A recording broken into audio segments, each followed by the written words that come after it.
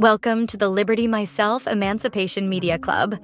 Today's reading is A Connecticut Yankee in King Arthur's Court by Mark Twain. This is part of our twice-daily content heartbeat designed to help build information autonomy in our algorithm-dominated world.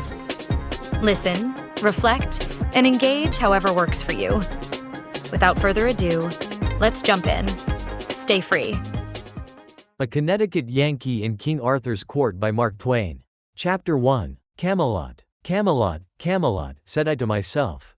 I don't seem to remember hearing of it before. Name of the asylum, likely. It was a soft, reposeful summer landscape, as lovely as a dream, and as lonesome as Sunday. The air was full of the smell of flowers, and the buzzing of insects, and the twittering of birds, and there were no people, no wagons, there was no stir of life, nothing going on. The road was mainly a winding path with hoof prints in it. And now and then a faint trace of wheels on either side in the grass. Wheels that apparently had a tire as broad as one's hand. Presently a fair slip of a girl, about 10 years old, with a cataract of golden hair streaming down over her shoulders, came along. Around her head she wore a hoop of flame-red poppies. It was as sweet an outfit as ever I saw, what there was of it. She walked indolently along, with a mind at rest, its peace reflected in her innocent face. The circus man paid no attention to her, didn't even seem to see her. And she was no more startled at his fantastic makeup than if she was used to his like every day of her life. She was going by as indifferently as she might have gone by a couple of cows, but when she happened to notice me, then there was a change. Up went her hands, and she was turned to stone, her mouth dropped open, her eyes stared wide and timorously. She was the picture of astonished curiosity touched with fear. And there she stood gazing, in a sort of stupefied fascination. Till we turned a corner of the wood and were lost to her view. That she should be startled at me instead of at the other man, was too many for me. I couldn't make head or tail of it. And that she should seem to consider me a spectacle, and totally overlook her own merits in that respect, was another puzzling thing, and a display of magnanimity, too, that was surprising in one so young. There was food for thought here. I moved along as one in a dream. As we approached the town, signs of life began to appear. At intervals we passed a wretched cabin, with a thatched roof, and about it small fields and garden patches in an indifferent state of cultivation. There were people, too, brawny men, with long, coarse, uncombed hair that hung down over their faces and made them look like animals. They and the women, as a rule, wore a coarse tow linen robe that came well below the knee, and a rude sort of sandal, and many wore an iron collar. The small boys and girls were always naked, but nobody seemed to know it. All of these people stared at me, talked about me, ran into the huts and fetched out their families to gape at me, but nobody ever noticed the other fellow, except to make him humble salutation and get no response for their pains. In the town were some substantial windowless houses of stone scattered among a wilderness of thatched cabins. The streets were mere crooked alleys, and unpaved. Troops of dogs and nude children played in the sun and made life and noise. Hogs roamed and rooted contentedly about. And one of them lay in a reeking wallow in the middle of the main thoroughfare and suckled her family. Presently there was a distant blare of military music. It came nearer, still nearer, and soon a noble cavalcade wound into view, glorious with plumed helmets and flashing mail and flaunting banners and rich doublets and horse cloths and gilded spearheads, and through the muck and swine, and naked brats, and joyous dogs, and shabby huts, it took its gallant way, and in its wake we followed. Followed through one winding alley and then another, and climbing, always climbing, till at last we gained the breezy height where the huge castle stood.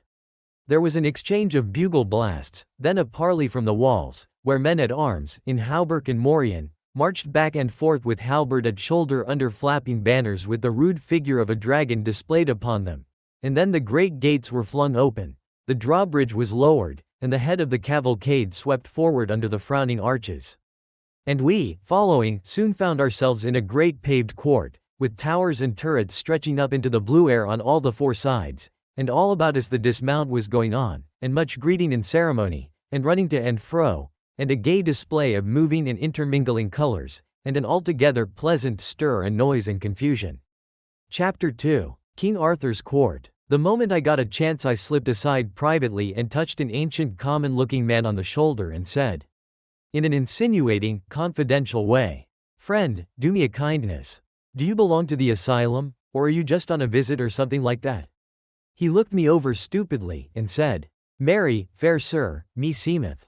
That will do, I said, I reckon you are a patient. I moved away, cogitating, and at the same time keeping an eye out for any chance passenger in his right mind that might come along and give me some light. I judged I had found one, presently, so I drew him aside and said in his ear, If I could see the headkeeper a minute, only just a minute. Prithee do not let me. Let you what? Hinder me, then, if the word please thee better. Then he went on to say he was an undercook and could not stop to gossip, though he would like it another time, for it would comfort his very liver to know where I got my clothes. As he started away he pointed and said yonder was one who was idle enough for my purpose, and was seeking me besides, no doubt. This was an airy slim boy in shrimp-colored tights that made him look like a forked carrot. The rest of his gear was blue silk and dainty laces and ruffles, and he had long yellow curls, and wore a plumed pink satin cap tilted complacently over his ear. By his look, he was good-natured, by his gait, he was satisfied with himself. He was pretty enough to frame. He arrived, looked me over with a smiling and impudent curiosity, said he had come for me, and informed me that he was a page. Go long, I said, you ain't more than a paragraph. It was pretty severe, but I was nettled. However, it never fazed him, he didn't appear to know he was hurt. He began to talk and laugh, in happy, thoughtless, boyish fashion, as we walked along, and made himself old friends with me at once, asked me all sorts of questions about myself and about my clothes, but never waited for an answer, always chattered straight ahead, as if he didn't know he had asked a question and wasn't expecting any reply, until at last he happened to mention that he was born in the beginning of the year 513. It made the cold chills creep over me. I stopped and said, a little faintly, Maybe I didn't hear you just right. Say it again, and say it slow. What year was it? 513. 513. You don't look it. Come, my boy, I am a stranger and friendless, be honest and honorable with me. Are you in your right mind? He said he was. Are these other people in their right minds? He said they were. And this isn't an asylum? I mean, it isn't a place where they cure crazy people? He said it wasn't. Well, then, I said, either I am a lunatic, or something just as awful has happened. Now tell me, honest and true, where am I? In King Arthur's court. I waited a minute, to let that idea shudder its way home, and then said, And according to your notions, what year is it now? 528, 19th of June. I felt a mournful sinking at the heart, and muttered, I shall never see my friends again, never, never again. They will not be born for more than 1300 years yet. I seemed to believe the boy, I didn't know why. Something in me seemed to believe him, my consciousness, as you may say, but my reason didn't. My reason straightway began to clamor, that was natural. I didn't know how to go about satisfying it, because I knew that the testimony of men wouldn't serve. My reason would say they were lunatics, and throw out their evidence. But all of a sudden I stumbled on the very thing, just by luck. I knew that the only total eclipse of the sun in the first half of the 6th century occurred on the 21st of June.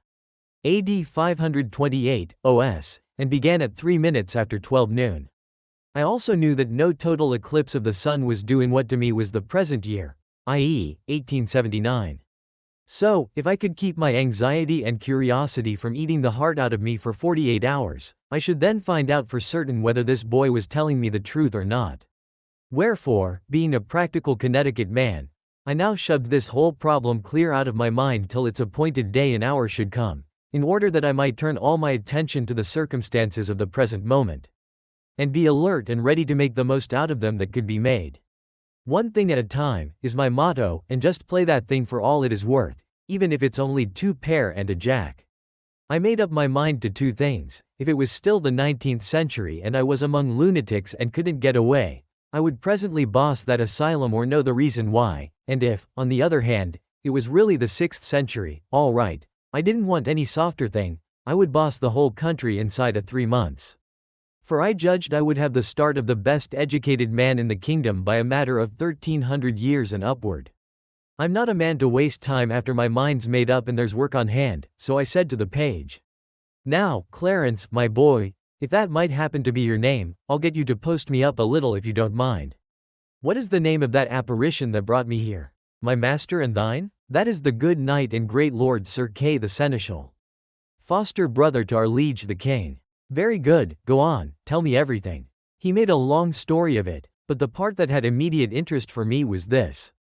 He said I was Sir Kay's prisoner, and that in the due course of custom I would be flung into a dungeon and left there on scant commons until my friends ransomed me, unless I chanced to rot first. I saw that the last chance had the best show, but I didn't waste any bother about that, time was too precious. The page said, further, that dinner was about ended in the great hall by this time, and that as soon as the sociability and the heavy drinking should begin, Sir Kay would have me in and exhibit me before King Arthur and his illustrious knights seated at the table round. And would brag about his exploit in capturing me, and would probably exaggerate the facts a little, but it wouldn't be good form for me to correct him, and not over safe, either, and when I was done being exhibited, then ho for the dungeon, but he, Clarence, would find a way to come and see me every now and then, and cheer me up, and help me get word to my friends. Get word to my friends. I thanked him, I couldn't do less, and about this time a lackey came to say I was wanted. So Clarence led me in and took me off to one side and sat down by me. Well, it was a curious kind of spectacle, and interesting. It was an immense place, and rather naked, yes, and full of loud contrasts. It was very, very lofty, so lofty that the banners depending from the arched beams and girders away up there floated in a sort of twilight. There was a stone-railed gallery at each end, high up, with musicians in the one, and women, clothed in stunning colors, in the other. The floor was of big stone flags laid in black and white squares, rather battered by age and use, and needing repair. As to ornament, there wasn't any, strictly speaking, though on the walls hung some huge tapestries which were probably taxed as works of art. Battlepieces, they were, with horses shaped like those which children cut out of paper or create in gingerbread, with men on them in scale armor whose scales are represented by round holes, so that the man's coat looks as if it had been done with a biscuit punch. There was a fireplace big enough to camp in, and its projecting sides and hood, of carved and pillared stonework, had the look of a cathedral door. Along the wall stood men at arms, in breastplate and morion, with halberds for their only weapon, rigid as statues, and that is what they looked like. In the middle of this groined and vaulted public square was an oaken table which they called the Table Round. It was as large as a circus ring, and around it sat a great company of men dressed in such various and splendid colors that it hurt one's eyes to look at them. They wore their plumed hats right along, except that whenever one addressed himself directly to the king, he lifted his hat a trifle just as he was beginning his remark. Mainly they were drinking, from entire ox horns, but a few were still munching bread or gnawing beef bones.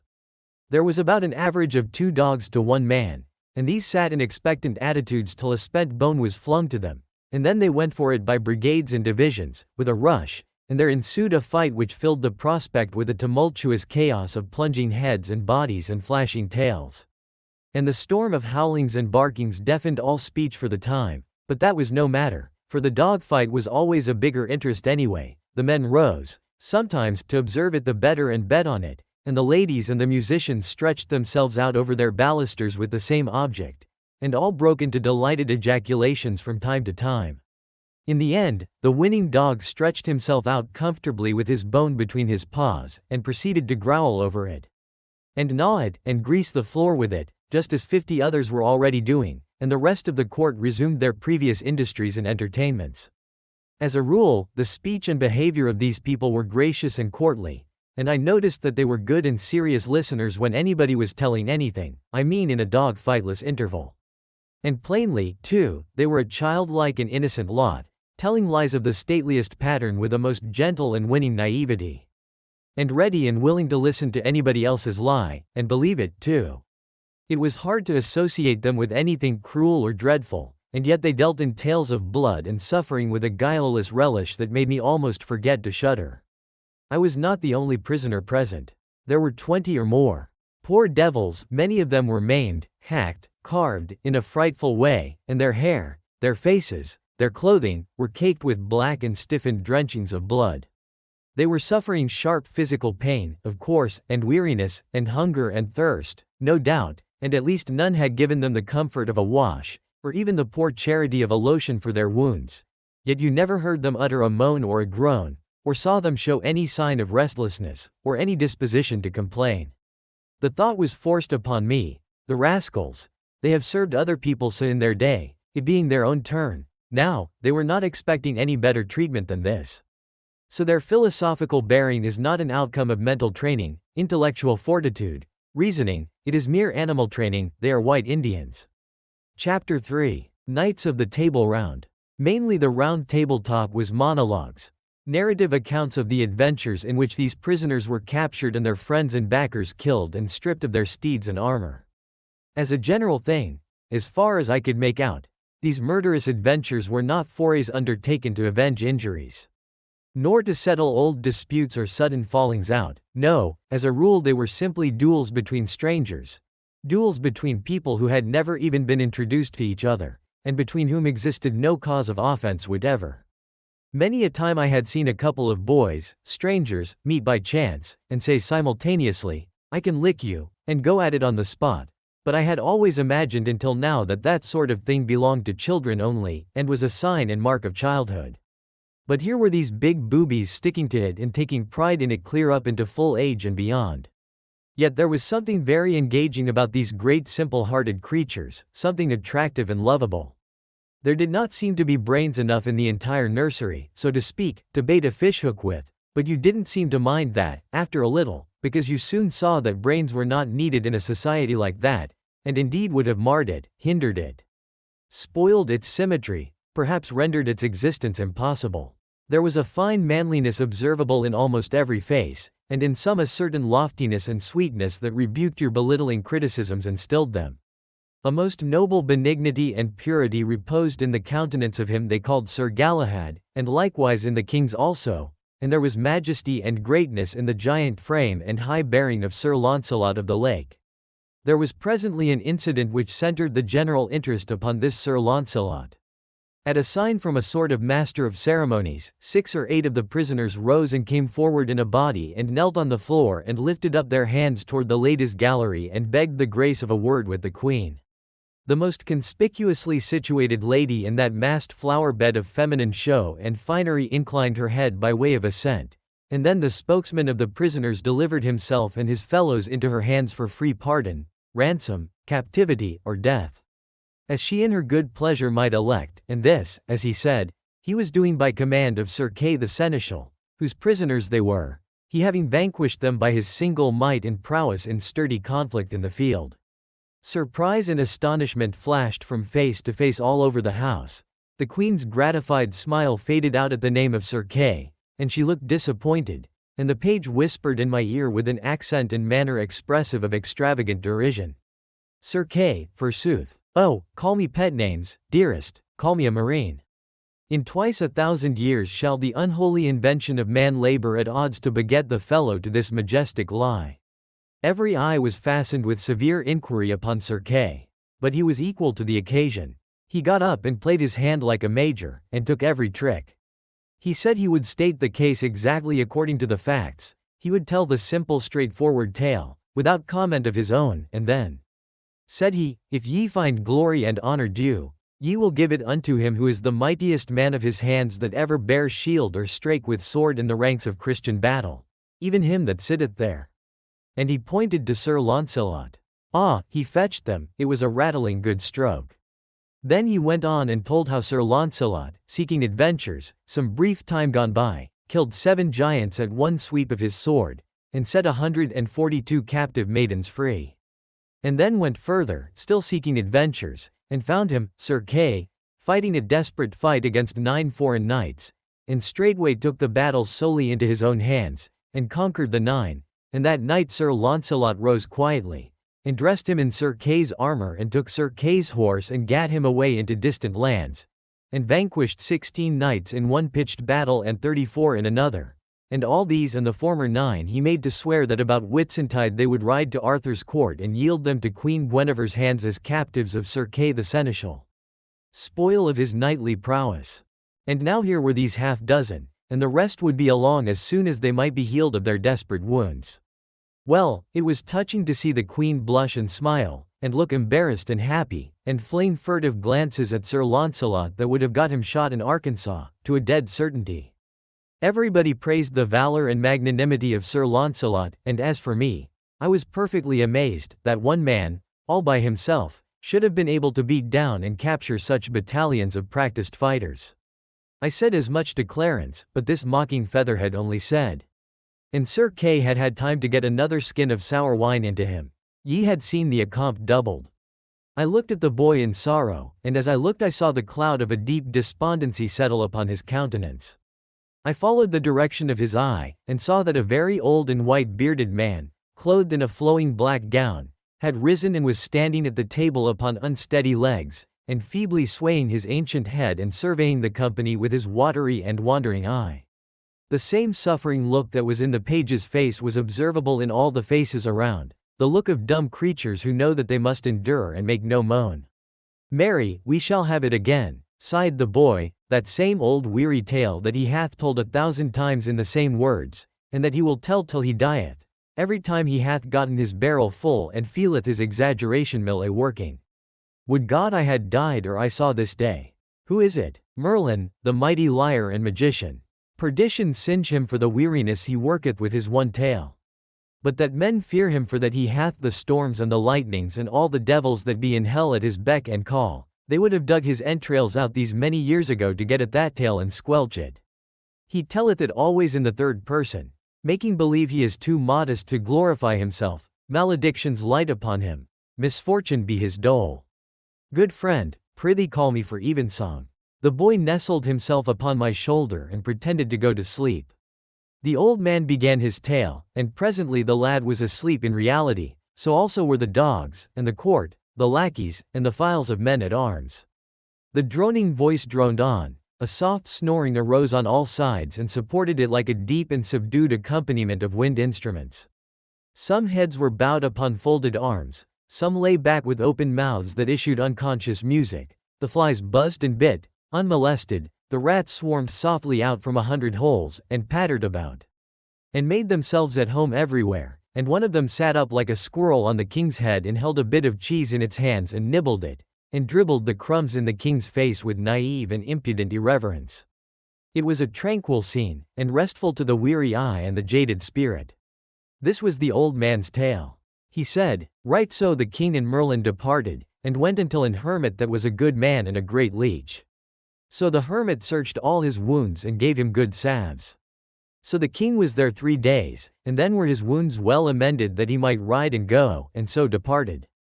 And as they rode, Arthur said, I have no sword. No force, footnote from MT, no matter. Said Merlin, hereby is a sword that shall be yours and I may. So they rode till they came to a lake, the which was a fair water and broad, and in the midst of the lake Arthur was ware of an arm clothed in white samite, that held a fair sword in that hand. Lo, said Merlin, yonder is that sword that I spake of. With that they saw a damsel going upon the lake. What damsel is that? Said Arthur. That is the lady of the lake, said Merlin, and within that lake is a rock, and therein is as fair a place as any on earth, and richly beseen. And this damsel will come to you anon, and then speak ye fair to her that she will give you that sword. Anon withal came the damsel unto Arthur and saluted him, and he her again. Damsel, said Arthur, what sword is that, that yonder the arm holdeth above the water? I would it were mine, for I have no sword. Sir Arthur Kane, said the damsel, that sword is mine, and if ye will give me a gift when I ask it you, ye shall have it. By my faith, said Arthur, I will give you what gift ye will ask. Well, said the damsel, go ye into yonder barge and row yourself to the sword, and take it in the scabbard with you, and I will ask my gift when I see my time. So Sir Arthur and Merlin alight, and tied their horses to 2 trees, and so they went into the ship, and when they came to the sword that the hand held, Sir Arthur took it up by the handles, and took it with him. And the arm and the hand went under the water, and so they came unto the land and rode forth. And then Sir Arthur saw a rich pavilion. What signifieth yonder pavilion? It is the knight's pavilion, said Merlin, that ye fought with last, Sir Pellinor, but he is out, he is not there. He hath ado with a knight of yours, that hight Eglaim, and they have fought together, but at the last Eglaim fled, and else he had been dead, and he hath chased him even to Carlion. And we shall meet with him anon in the highway. That is well said, said Arthur, now have I a sword, now will I wage battle with him, and be avenged on him. Sir, ye shall not so, said Merlin, for the knight is weary of fighting and chasing, so that ye shall have no worship to have ado with him. Also, He will not lightly be matched of one night living, and therefore it is my counsel, let him pass, for he shall do you good service in short time, and his sons, after his days. Also ye shall see that day in short space ye shall be right glad to give him your sister to wed. When I see him, I will do as ye advise me, said Arthur. Then Sir Arthur looked on the sword, and liked it passing well. Whether liketh you better, said Merlin, the sword or the scabbard? Me liketh better the sword, said Arthur. Ye are more unwise, said Merlin, for the scabbard is worth 10 of the sword, for while ye have the scabbard upon you ye shall never lose no blood, be ye never so sore wounded, therefore, keep well the scabbard always with you. So they rode into Carlion, and by the way they met with Sir Pellinore. But Merlin had done such a craft that Pellinore saw not Arthur, and he passed by without any words. I marvel, said Arthur, that the knight would not speak. Sir, said Merlin, he saw you not, for an he had seen you ye had not lightly departed. So they came unto Carlion, whereof his knights were passing glad. And when they heard of his adventures they marveled that he would jeopard his person so alone. But all men of worship said it was merry to be under such a chieftain that would put his person in adventure as other poor knights did. Chapter 4. Sir Dinadan the Humorist. It seemed to me that this quaint lie was most simply and beautifully told, but then I had heard it only once, and that makes a difference. It was pleasant to the others when it was fresh, no doubt. Sir Dinadan the Humorist was the first to awake, and he soon roused the rest with a practical joke of a sufficiently poor quality. He tied some metal mugs to a dog's tail and turned him loose, and he tore around and around the place in a frenzy of fright. With all the other dogs bellowing after him and battering and crashing against everything that came in their way and making altogether a chaos of confusion and a most deafening din and turmoil, at which every man and woman of the multitude laughed till the tears flowed, and some fell out of their chairs and wallowed on the floor in ecstasy. It was just like so many children. Sir Dinadan was so proud of his exploit that he spoke of me all the time, in the blandest way, as this prodigious giant, and this horrible sky-towering monster, and this tusked and taloned man-devouring ogre. And everybody took in all this bosh in the naivest way, and never smiled or seemed to notice that there was any discrepancy between these watered statistics and me. He said that in trying to escape from him I sprang into the top of a tree 200 cubits high at a single bound, but he dislodged me with a stone the size of a cow, which all to brast the most of my bones, and then swore me to appear at Arthur's court for sentence. He ended by condemning me to die at noon on the 21st, and was so little concerned about it that he stopped to yawn before he named the date. I was in a dismal state by this time. Indeed, I was hardly enough in my right mind to keep the run of a dispute that sprung up as to how I had better be killed, the possibility of the killing being doubted by some, because of the enchantment in my clothes. And yet it was nothing but an ordinary suit of $15 slopshops. Still, I was sane enough to notice this detail, to wit, many of the terms used in the most matter-of-fact way by this great assemblage of the first ladies and gentlemen in the land would have made a Comanche blush. Indelicacy is too mild a term to convey the idea.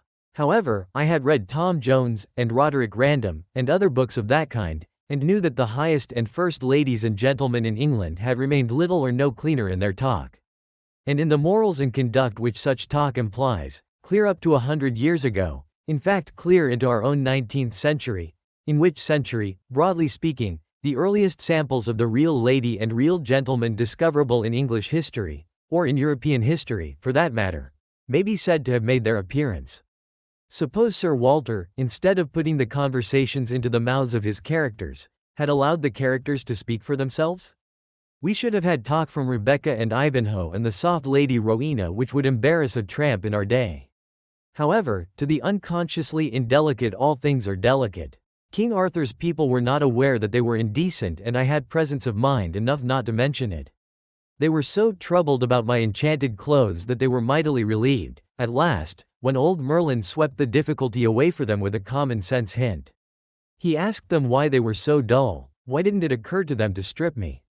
In half a minute I was as naked as a pair of tongs.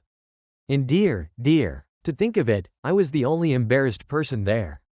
Everybody discussed me, and did it as unconcernedly as if I had been a cabbage. Queen Guinevere was as naively interested as the rest, and said she had never seen anybody with legs just like mine before. It was the only compliment I got, if it was a compliment. Finally I was carried off in one direction, and my perilous clothes in another. I was shoved into a dark and narrow cell in a dungeon, with some scant remnants for dinner. Some moldy straw for a bed, and no end of rats for company. Do you think the clash between Hank Morgan's modern perspective and the medieval world in chapters 1-4 inspires you to question outdated traditions or norms in your own life?